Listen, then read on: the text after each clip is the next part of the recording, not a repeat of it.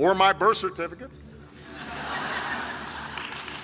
rejected science, rejected facts on things like climate change.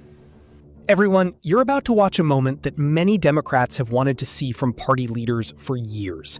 This is Barack Obama speaking directly about what he believes has happened to today's Republican Party, from its growing loyalty to Donald Trump to what he sees as a shift away from long-standing Democratic values.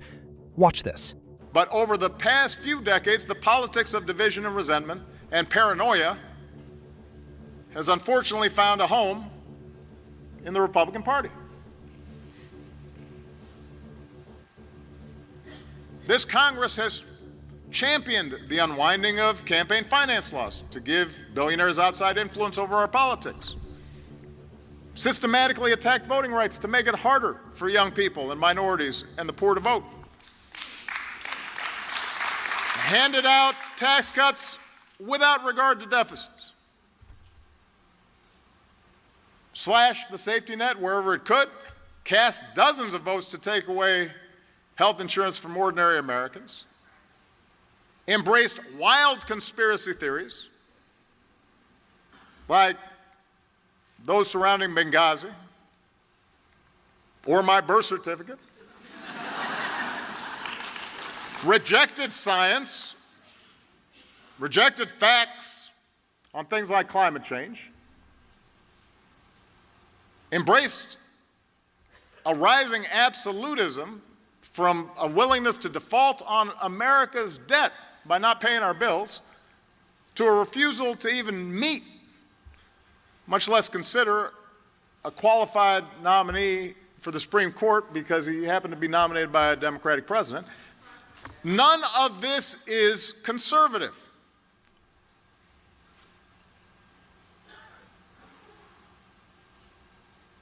I don't mean to pretend I'm channeling Abraham Lincoln now, but that's not what he had in mind, I think, when he helped form the Republican Party. It's not conservative. It sure isn't normal. It's radical. It's a vision that says the protection of our power and those who back us is all that matters, even when it hurts the country. It's a vision that says the few who can afford high-priced lobbyists and unlimited campaign contributions set the agenda. And over the past 2 years, this vision is now nearing its logical conclusion. So that with Republicans in control of Congress and the White House, without any checks or balances whatsoever, they've provided another $1.5 trillion in tax cuts to people like me who I promise don't need it and don't even pretend to pay for them. It's supposed to be the party supposedly of fiscal conservatism. Suddenly, deficits do not matter. Even though just 2 years ago, when the deficit was lower, they said, I couldn't afford to help working families or seniors on Medicare because the deficit was an existential crisis. What changed? What changed? They're subsidizing corporate polluters with taxpayer dollars, allowing dishonest lenders to take advantage of veterans and students and consumers again. They've made it so that the only nation on earth to pull out of the global climate agreement, it's not North Korea, it's not Syria, it's not Russia or Saudi Arabia, it's us, the only country. There are a lot of countries in the world. We're the only ones.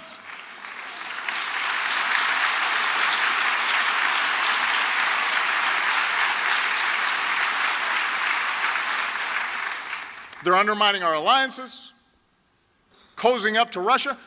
What happened to the Republican Party? Its central organizing principle in foreign policy was the fight against communism, and now they're cozying up to the former head of the KGB, actively blocking legislation that would defend our elections from Russian attack. What happened? Their sabotage of the Affordable Care Act has already cost more than 3 million Americans their health insurance. And if they're still in power next fall, you better believe they're coming at it again. They've said so.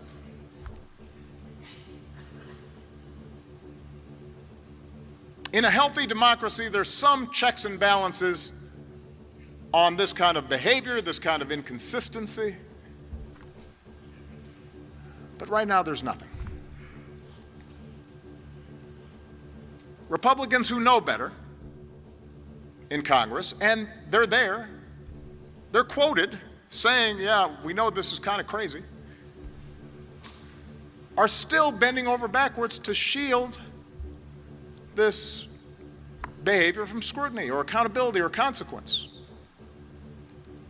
Seem utterly unwilling to find the backbone to safeguard the institutions that make our democracy work. And by the way, the claim that everything will turn out okay because there are people inside the White House who secretly aren't following the president's orders, that is not a check. I'm being serious here. That's not how our democracy is supposed to work. These people aren't elected. They're not accountable. They're not doing us a service by actively promoting 90% of the crazy stuff that's coming out of this White House and then saying, don't worry, we're preventing the other 10%. That's not how things are supposed to work. This is not normal. So these are extraordinary times. And they're dangerous times. But here's the good news. In 2 months, we have the chance, not the certainty, but the chance, to restore some semblance of sanity to our politics. So there it is. What you just watched was not the usual polished speech designed to bridge divides or leave everyone feeling comfortable. Instead, Barack Obama delivered a sharp and unmistakable critique of what he believes the Republican Party has turned into over the years. Whether supporters of the GOP agree with him or strongly reject his conclusions, he raised a series of concerns that continue to shape political debates across America. One of the first things that jumps out is that this wasn't really a speech centered on ordinary policy disagreements. Obama was not spending his time arguing over small differences in tax percentages or routine budget disputes. He was making a far broader case. His argument was that the Republican Party evolved from a movement rooted in conservative principles into something increasingly fueled by resentment, political division, and a relentless pursuit of influence. That is the central message running throughout his remarks. Notice how often he asks what changed. From his point of view, a party that once emphasized fiscal discipline appeared far less concerned about deficits when tax reductions for wealthy individuals and major corporations became the focus. A party that spent decades warning about Russia as a geopolitical Obama's argument is that these are not random inconsistencies appearing in isolation. He sees them as evidence of a much larger shift that has unfolded over time. And if we're being realistic, the arrival of Donald Trump accelerated that shift in dramatic fashion. Long before Trump entered the political arena, Republicans and Democrats were already locked in fierce ideological battles. Political gridlock existed. Polarization existed. Heated disagreements were nothing new. But according to Obama and many others, Trump altered the balance within the Republican Party itself. The emphasis moved further away from policy debates and increasingly toward loyalty. Loyalty to Trump personally. Loyalty to his version of events. Loyalty to his political battles and grievances. And those who challenged him, whether they were Democrats, reporters, scientists, judges, military officials, or even Republicans from within his own party, often found themselves under attack. That helps explain why Obama devoted so much attention to discussions about facts, science, and conspiracy theories. For many progressives, one of the most troubling developments of the past decade has been the growing acceptance of misinformation in political discourse. Consider some of the examples he referenced, from the birther conspiracy theory to years of controversy surrounding Benghazi, from climate change skepticism to election denial claims, and even the idea that objective facts themselves can become political battlegrounds. Many Democrats view this as one of the most dangerous trends in modern American politics, because democracy requires more than disagreement. It also requires a shared understanding of reality. If opposing sides cannot agree on basic facts, meaningful compromise becomes incredibly difficult. And that is exactly the challenge many observers believe the country is facing today. Another major theme running through Obama's speech is the relationship between wealth, influence, and political power.